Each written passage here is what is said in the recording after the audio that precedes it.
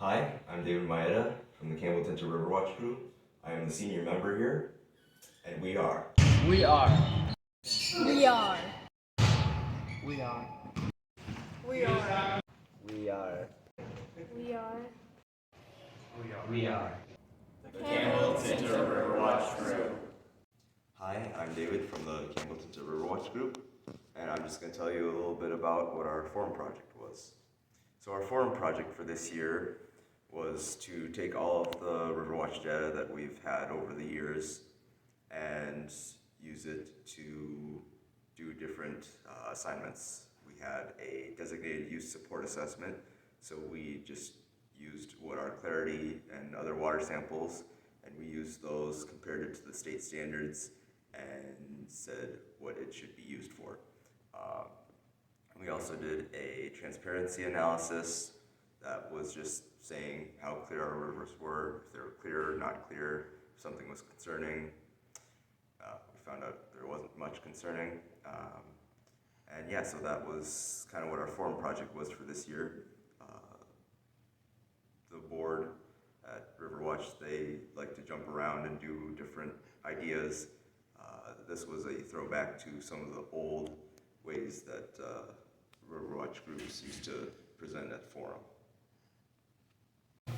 Hello, my name is Kaya Steenbach and I'm from Campbell-Tintah School. Campbell-Tintah School joined Riverwatch in 2003. When Mr. Maeda became the Campbell Riverwatch Advisor in 2005, he strived to help his students become more independent and hardworking. How our program works is the older kids in the program instruct and guide the new recruits. When Mr. Maeda oversees all of our projects, but he has the students running all the things that make our forum project for the year. Hi, I'm Kane Davenport from Campbell-Tintah School, and I did the designated use support assessment. And as you can see from the second tube samples, the water's dirtier than it should be, which is kind of concerning. But from the DO samples and pH samples, they are acceptable by state standards. So what we think is happening is dirt is getting washed down from the sides of the farms near the rivers and just dirtying up the water. Hi, I'm David Maeda. I'm from the Campbell-Tintah Riverwatch Group, and today I'm going to be telling you about the transparency analysis that we did for forum.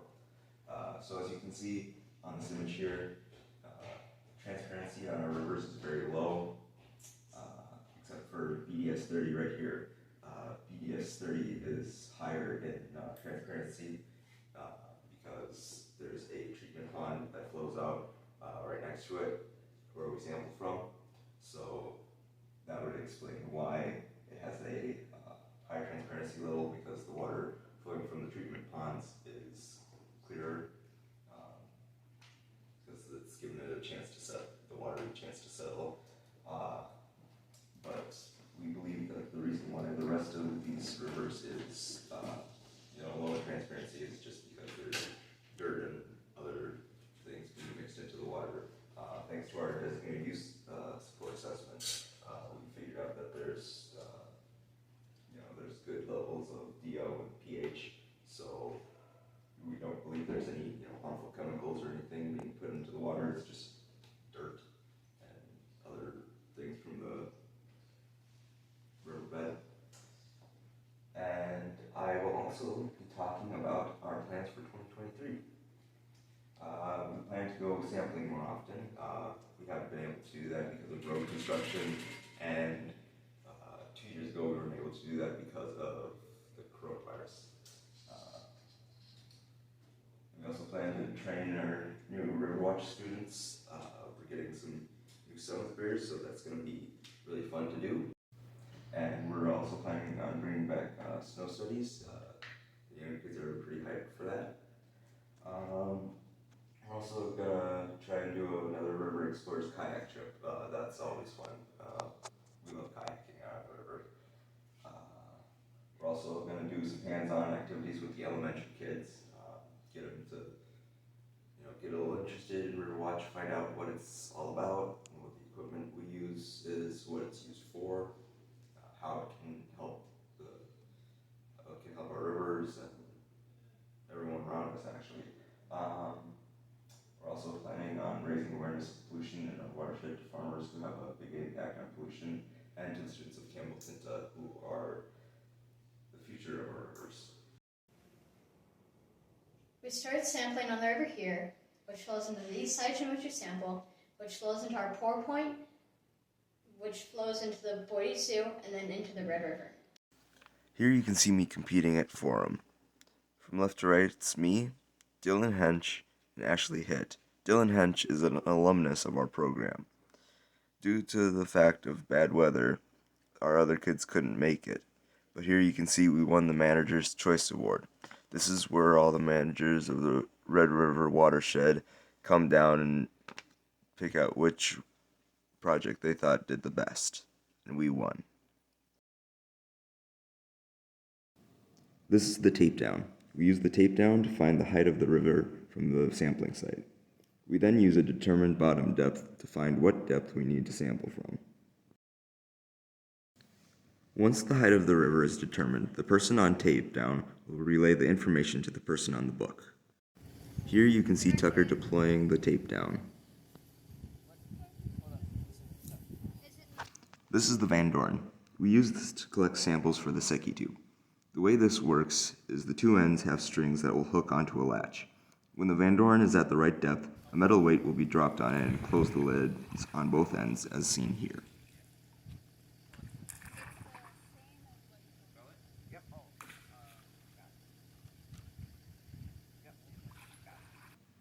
This is the Secchi tube. We use this to find the transparency or clarity of the water. When the water level is low, sometimes we have to go to the downstream side of a sample site and collect a sample like this.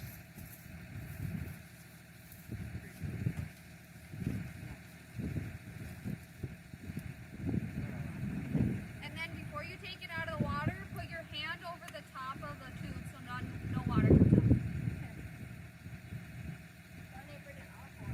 You can hand it to him and he can grab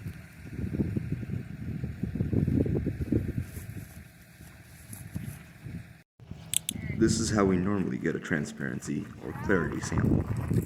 Stand how Caden is standing and block sunlight from the Secchi tube.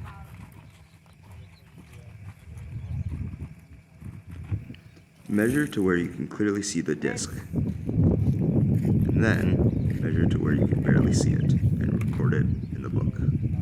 It's clear right here. As you can see here, even if the water looks clear from the side, it may actually not be very clear.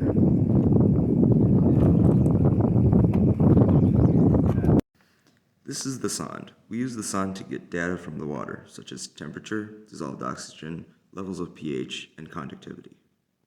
As you can see here in the sonde video and the Van Dorn video, we have one person operating the equipment and one who is in charge of taking care of the slack in the line. We like to call this person the slacker. This is the book. We record sample time, date, data from the tape down, Secchi tube, and sonde, as well as record descriptions of the river, such as how it looks, level of the water, and any obstructions there might be. To make sure that you are recording the correct data, repeat the number you just heard to the person using the equipment. If it is incorrect, correct the data immediately.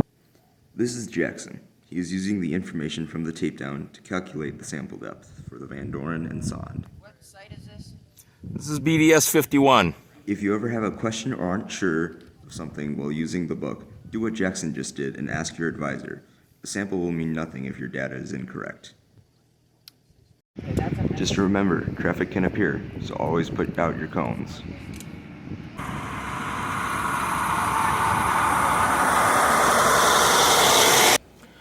Hi, I'm Roy Maeda.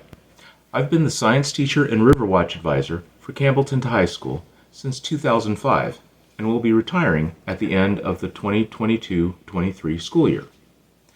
Campbell-Tintah's Riverwatch team has been faculty-guided but student-led for most of that time. Students over the years have grown in watershed science knowledge, field science skills, presentation skills, leadership, and teamwork. The Riverwatch program has provided the vehicle for that growth.